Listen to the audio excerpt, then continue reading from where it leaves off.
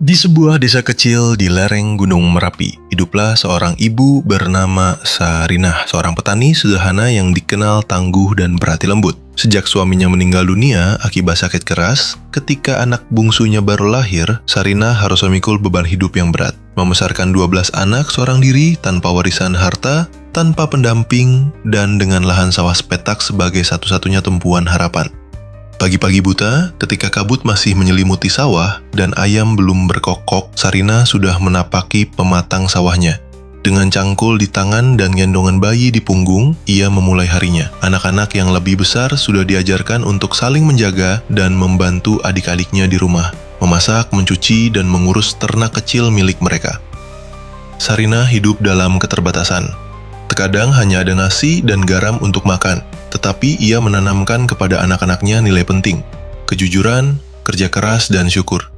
Setiap malam, meskipun lelah, Sarinah akan duduk bersama anak-anaknya, menceritakan kisah-kisah bijak atau mengajari mereka membaca dari buku lusuh peninggalan almarhum suaminya.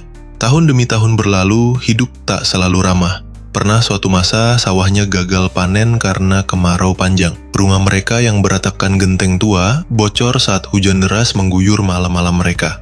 Namun Sarinah tak pernah menyerah. Ia menerima upah buruh tani dari ladang orang lain, menjual sayur hasil kebun kecilnya, dan bahkan meminjam uang dari koperasi desa agar anak-anaknya tetap bisa bersekolah. Tetangganya sering bertanya, "Mengapa tidak menyerah saja, Bu Sarinah? Terlalu banyak anak, terlalu berat." Tapi ia hanya tersenyum dan berkata, "Mereka adalah titipan Tuhan, dan aku akan bertanggung jawab, walau sampai napas terakhirku." Anak-anak Sarinah tumbuh dalam didikan cinta yang keras tapi tulus. Beberapa di antara mereka mulai menunjukkan kecerdasan. Yang sulung, Darmo, berhasil mendapatkan beasiswa ke kota untuk belajar teknik. Anak kedua, Siti, menjadi guru honorer di desa sebelah.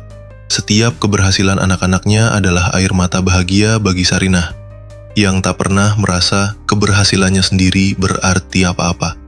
Suatu hari saat Sarinah mulai renta dan tubuhnya tak sekuat dulu, anak-anaknya yang telah tumbuh dewasa berkumpul di rumah tua mereka. Mereka membangun ulang rumah itu, memperbaiki sawah, dan membentuk kelompok tani bersama. Mereka tahu, semua pencapaian mereka adalah hasil dari peluh dan doa sang ibu. Kini di usia senjanya, Sarinah duduk di teras rumahnya, menatap ladang yang dulu ia garap dengan tangan kasar dan penuh luka.